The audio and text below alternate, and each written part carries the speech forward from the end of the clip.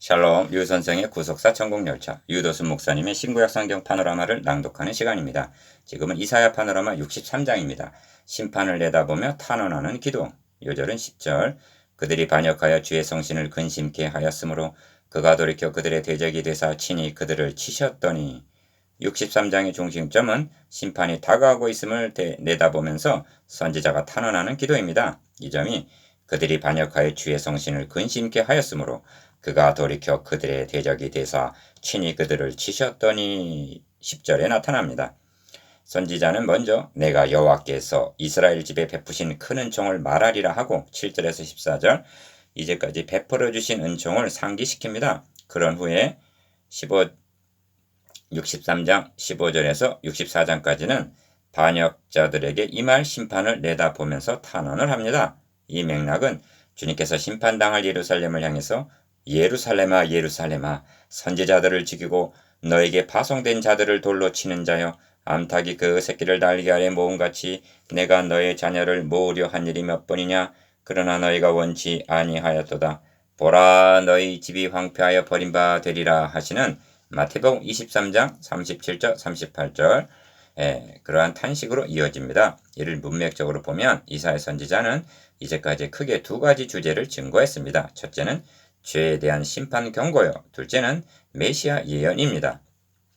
선지자는 63장, 64장에서 죄에 대한 심판을 말씀하고 65장, 66장에서 메시아 예언을 말씀하므로 예언을 마무리하고 있습니다. 이사야서 전체를 통해서도 이 문단과 같은 죄에 대한 탄원이 달리는 없습니다. 그러므로 우리들도 이를 상고하면서 죄에 대한 깊은 인식이 있어야 할 것입니다. 우리는 선지자가 피리를 불 때 복음, 춤을 추고 애곡할 때 탄원, 가슴을 치고 있는가? 첫째 단은 1절에서 6절 만민을 심판하시는 하나님. 둘째 단은 7절에서 14절 은혜를 반역으로 보답한 이스라엘. 셋째 단은 15절에서 19절 자비와 긍휼을 구하는 탄원. 첫째 단은 1절에서 6절 만민을 심판하시는 하나님. 내가 노함을 인하여 만민을 밟았으며 내가 분함을 인하여 그들을 취케하고 그들의 선열로 땅에 쏟아지게 하였느니라. 6절 1. 첫째 단원의 중심점은 에돔의 심판을 예표로 하여 만민의 심판을 경고함에 있습니다. 에돔의 심판을 1절에서 6절 먼저 말씀하시는 의도는 메시아 언약을 버리고 우상을 숭배하는 이스라엘도 무사치 못할 것을 경고하기 위해서입니다. 에돔에서 오며 홍의를 입고 보스라에서 오는 자가 누구뇨? 그 화려한 의복 큰 능력으로 걷는 자가 누구뇨?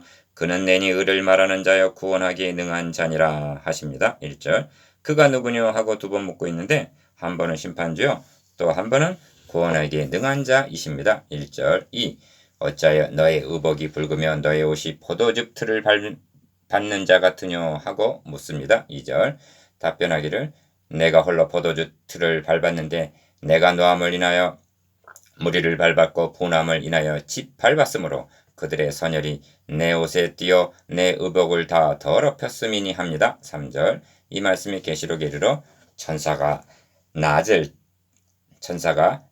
땅에 휘둘러 땅에 포도를 거두어 하나님의 진노의 큰 포도주 틀에 던짐에 성 밖에서 그 틀이 밟히니 틀에서 피가 나서 말굴레까지 닿았고 하고 계시록 14장 19절 20절 성취가 되는 것입니다. 그런데 어찌하여 에돔에서 오며 보스라에서 오는 자로 말씀하는가?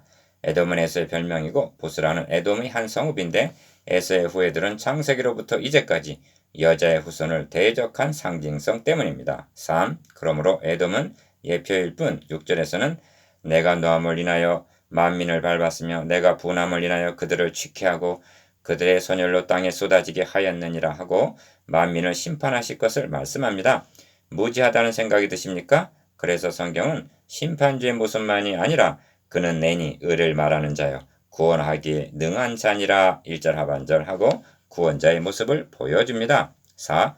본 단원에는 선열이 내 옷에 띄었다 하고 3절 하반절 말씀하고 있는데 이보다 먼저 그가 찔림은 우리의 허물을 인하며 그가 상함은 우리의 죄악을 인함이라 하고 53장 5절 그리스도께서 대속의 피를 흘리셨음을 잊어서는 아니 됩니다. 성경은 예수를 하나님이 그의 피로 인하여 믿음으로 말미암는 화목제물로 세우셨으니 합니다. 로마서 3장 3절에서 25절 로마서 3장 25절 구약시대 내내 흘린 생축의 피는 누가 흘릴 피를 대변해주고 있는가? 5. 하나님은 의로우셔서 우리들의 죄를 그냥 묵과하시지를 못하시고 자기 아들로 대신 담당케 하셨던 것입니다. 이것이 의를 말하는 자요 구원하기에 능한 자니라 하신 의입니다. 1절 하반절 하나님의 의로우심을 인하여 자기 아들을 대속제물로 세우셔서 구속의 피를 쏟게 하셨다면 이를 거부하는 자들이 하나님의 의로우신 판단이 나타나는 그 날에 어찌 무사할 수가 있단 말인가? 신약성경은 혹 너가 하나님의 인자하심이 너를 인도하여 회개케 하심을 알지 못하여 그의 인자하심과 용납하심과 길이 참으심의 풍성함을 멸시하느뇨. 다만 너의 고집과 회개치 아니한 마음을 따라 진노의 날 곧 하나님의 의로우신 판단이 나타나는 그 날에 임할 진노를 너에게 쌓는도다 합니다. 로마서 2장 4절에서 5절 심판자와 구원자 1. 하나님의 심판이 없다고 말한다면 하나님의 복음도 필요 없는 것이 되고 천국도 지옥도 없는 것이 되고 맙니다. 그러므로 심판주와 구주는 동전 앞뒤와 같은 한 분의 두 속성입니다. 대적에 대한 보수하심이 없다면 대적으로부터 자기 백성을 구원할 구주가 되시지 못하고 죄에 대한 심판이 없다면 의로우신 하나님이 되시지 못할 것입니다. 이 메시아 예언으로 유명한 시편 110편에서도 주의 우편에 계신 주께서 그 노하시는 날에 열왕을 쳐서 파하시며 열방 중에 판단하여 시체로 가득하게 하시고 여러 나라의 머리를 쳐서 파하시며 길가의 시냇물을 마시고 인하여 그 머리를 드시리로다 합니다. 시편 110편 5절에서 7절 사랑과 분노는 동전 앞뒤와 같은 것입니다. 자기 아들을 내어주시기까지 사랑하셨기에 이를 대적하는 자에 대한 분노도 불과 같은 것입니다. 3. 본문에서 간과하지 말아야 할 점은 만민 중에 나와 함께한 자가 없이 내가 홀로라는 3절 상반절 말씀과 도와주는 자도 없고 붙들어주는 자도 없으므로 라는 5절 상반절 표현입니다.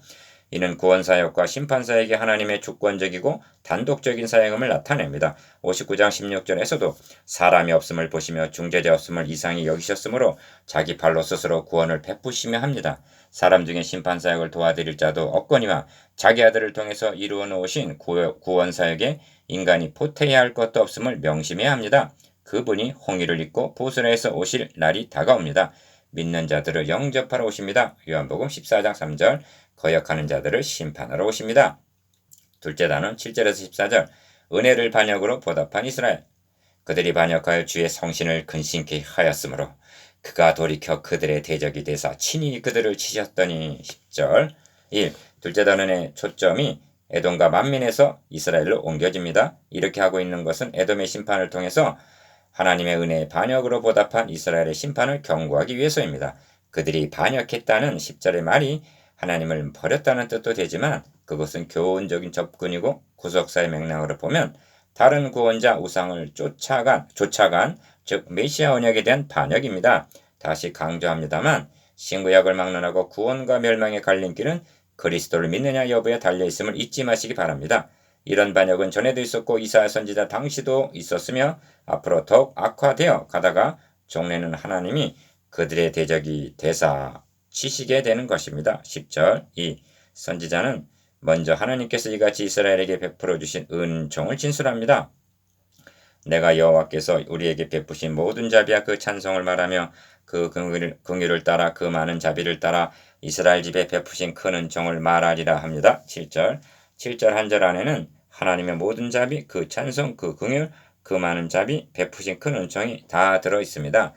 어찌하여 이를 말하리라 하는가? 저들의 반역이 10절이 얼마나 엄청난 배은망덕인가를 드러내기 위해서입니다. 3.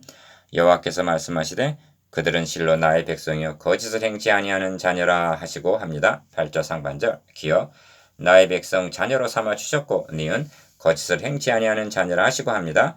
이는 저들이 거짓을 행치 아니하는 자녀가 될 것을 기대하셨다는 뜻입니다. 태어나는 자식에게 부모의 기대가 크든 말입니다.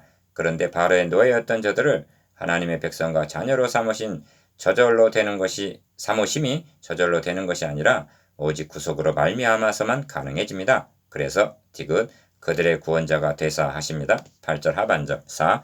그들의 모든 환난에 동참하사 자기 앞에 사자로 그들을 구원하시며 그 사람과 그 긍휼로 그들을 구속하시고 옛적 모든 날에 그들을 드시며 안으셨으나 합니다. 9절 이는 이스라엘의 역사를 한마디로 요약한 것이라 할 수가 있습니다. 옛적 모든 날이란 출애굽 당시를 가리키는 말인데 사람이 자기 아들을 아는같이 너희 하나님 여호와께서 너희의 행로 중에 너희를 아느사 이곳까지 이르게 하셨다고 말씀합니다. 신명기 1장 31절. 그들의 모든 환란에 동참하셨다고 말씀하는데 이는 깊이 음미해야 할 말씀입니다. 백성의 고난에 동참하신 하나님. 1. 하나님은 애굽으로 내려가는 야곱에게 내가 너와 함께 애굽으로 내려가겠다 하고 말씀하십니다. 창세기 46장 4절. 하나님이 떨기나무 가운데에서 출애굽기 3장 4절 모세를 부르셨다는 것은 의미심장합니다. 떨기나무란 화목 외에는 아무 쓸모가 없는 나무로 이스라엘을 상징합니다. 그 가운데서 부르셨다는 것은 그들의 고난에 동참하셨음을 나타냅니다.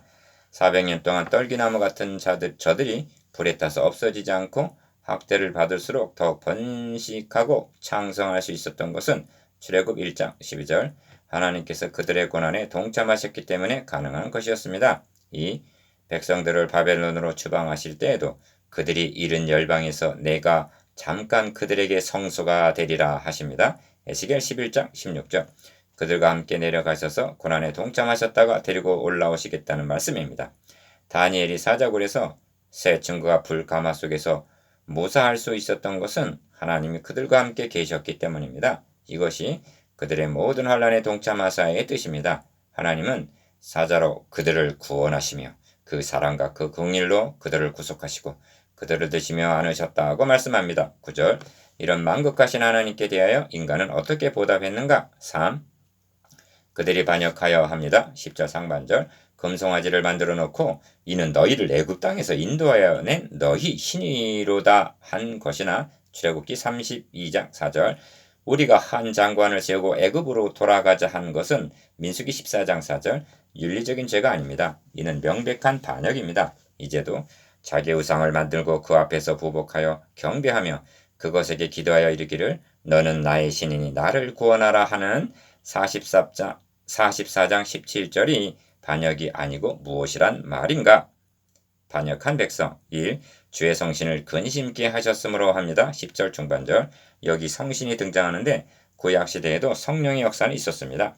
신약시대와 다른 것은 여호와의 신이 사울에게서 떠났다는 점입니다. 사무엘상 16장 14절 성령께서 우리 안에 내주하시고 영원토록 너희와 함께 있게 하시리라 하심은 요한복음 14장 16절 그리스도의 구속으로만이 가능해지는 것입니다. 반역을 일으키고 주의 성신을 근심케 했다면 만회할 수 없게 된 것입니다. 역대하 36장 16절 사함 받을 수 없는 죄를 범한 것입니다. 이 점을 신약성경에서는 하나님의 성령을 근심하게 하지 말라. 그 안에서 너희가 구속의 날까지 인침을 받았느니라 합니다. 에베소서 4장 30절 2.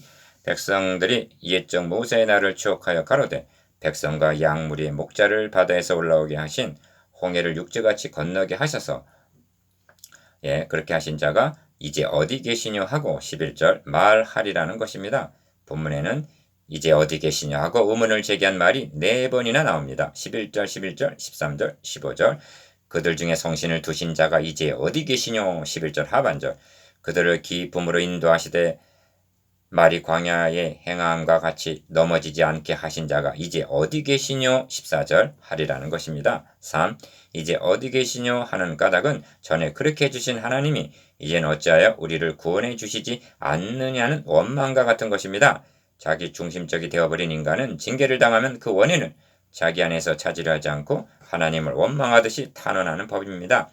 이에 대한 답변이 59장 1절 2절이라 할 수가 있습니다. 여호와의 손이 짧아 구원치 못하심도 아니요 귀가 둔하여 듣지 못하심도 아니라 오직 너희 죄악이 너희와 너희 하나님 사이를 되었고 너희 죄가 그 얼굴을 가리워서 너희를 듣지 않으시게 함이니 하십니다. 이것이 저들을 구원하여 자녀로 삼아주시고 고난에 동참하신 하나님의 은혜를 반역으로 보답한 인간의 패역입니다. 셋째 단원 15절에서 19절 자비와 공의를 구하는 단원 주는 우리 아버지시라 아브라함은 우리를 모르고 이스라엘은 우리를 인정치 아니할지라도 여호와여 주는 우리 아버지시라 상고부터 주의 이름을 우리의 구속자라 하셨거늘 16절 1. 셋째 단원의 중심점은 선지자가 백성을 대신하여 자비와 공의를 구하는 간곡한 탄원에 있습니다. 이 탄원은 다음 장까지 이어지는데 이 점에서 역사적인 배경을 한 말씀 드려야 하겠습니다. 이사야 선지자는 북왕국이 멸망당하는 것을 목격한 선지자요. 이를 보면서도 유다도 그 하나님 여호와의 명령을 지키지 아니하고 이스라엘 사람의 세운 율례를 행하였다. 열왕기하 17장 19절. 즉 우상을 숭배하면서 북왕국의 전철을 받고 있을 때 활동한 선지자입니다. 39장 6절에서 열조가 오늘까지 쌓아둔 곳이 모두 바벨론으로 옮긴 바 되고 남을 것이 없으리라 하고 예언하는 것을 보았습니다. 그러므로 본문은 왕국도 장차 바벨론에 의하여 멸망당하게 될 것을 내다보면서 탄원을 하고 있는 기도입니다. 우리가 유념할 점은 선포와 기록은 다른 것이며 여기에는 각각의 목적이 있다는 점입니다. 선지자들은 하나님의 말씀을 그때그때마다 구두로 선포했을 것입니다. 선포는 당대를 위한 것입니다. 그런데 성령께서 이를 기록해 하심은 후대를 위해서입니다. 그러니까 이사야 선지자가 기도한 내용은 선포와는 달리 후대를 위한 예시적인 기도문이라 할 수가 있습니다. 이사야 이후 시대, 즉 므낫세 여호야긴 그리고 최후의 왕 시드기야 당시에는 문서로 된 이사야서를 가지고 있었을 것입니다. 이들이 탄원의 기도를 명심했다면 얼마나 좋았겠는가. 3. 그뿐만이 아닙니다. 주님 당시의 종교 지도자들도 이사야서를 갖고 있었습니다. 이들이 이 기도 제목 63장 15절에서 64장 12절, 즉 예루살렘이 황폐하고 성전이 불에 탔으며 우리의 즐거워하던 곳이 다 황무하였다 한 64장 10절 말씀을 명심했다면 로마에 의하여 예루살렘이 황폐해지고 성전이 불타게 되는 악순환은 겪지 않았을 것이라는 말씀입니다. 아까 말씀은 이들이 이 기도 제목, 기도대로 즉 예루살렘이 황폐하고 성전이 불에 탔으며 우리의 즐거워하던 곳이 다 황무하였나이다 한 말씀을 명심했다면 로마에 의하여 예루살렘이 황폐하여지고 성전이 불타게 되는 악순환은 겪지 않았을 것이라는 말씀입니다. 이런 맥락에서 이사야 선지자의 탄원은 현대교회 지도자들에게도 경각심을 갖게 합니다. 선포와 기록한 목적의 차이. 1. 주여 하늘에서 굽어 살피시며 주의 거룩하고 영화로운 처소에서 보옵소서. 주의 열성과 주의 능하신 행동이 이제 어디 있나이까. 주의 베푸시던 강국한 자비와 공일이 내게 그쳤나이다 합니다. 15절 자신들에게 향하신 기억 주의 열성과 니은 역사하신 주의 능하신 행동 디귿 베풀어 주신 간곡한 자비와 공의를 상기하면서 탄원을 합니다. 이런 탄원은 시편에도 많이 나옵니다. 내가 옛날 곧 이전 해를 생각하여 싸우며 밤에 한 나의 노래를 기억하여 마음에 묵상하며 심령이 궁구하기를 주께서 영원히 버리실까? 다시는 은혜를 베풀지 아니하실까? 그 인자하심이 길이 다하였는가? 그 허락을 영구히 피하셨는가? 하나님은 은혜 베푸심을 잊으셨는가? 노하심으로 그 긍휼을 막으셨는가? 하였나이다. 셀라. 시편 77편 5절에서 9절. 이렇게 탄원을 하던 시편 기자는 또 내가 말하기를 이는 나의 연약함이라 하고 시편 77편 10절 이내 문제가 자신들에게 있음을 깨달았던 것입니다.